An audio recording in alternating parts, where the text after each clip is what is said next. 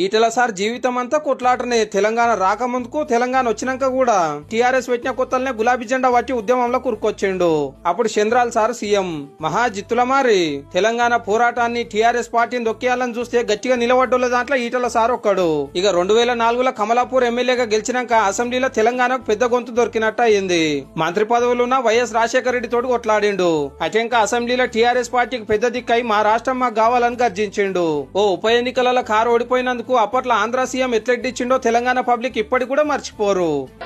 పట్టుమని 10 గెలవల 50 సీట్లలో తల ఎక్కడ పెట్టుకోవాలని అర్థమైతుందా రాజేంద్ర? నీకు తల ఎక్కడ పెట్టుకోవాలని అర్థమైతుందా? పట్టుమని 10 సీట్లు గెలవలే రాజేంద్ర, నీ తలక ఎక్కడ పెట్టుకుంటామన్నాడు. తెలంగాణ వచ్చేంత వరకు మా ఉద్యమ పోరాటాన్ని ఆపలేము, ఆర్పలేరు అని చెప్పి ప్రకటించినటువంటి వ్యక్తి ఈటెల రాజేంద్ర అంటూ అసెంబ్లీలో సీఎంలతో కొట్లాడి సీమాంధ్ర ఎమ్మెల్యేలను ఎదిరించి తెలంగాణ మాట నెగ్గించిండు ఎన్నో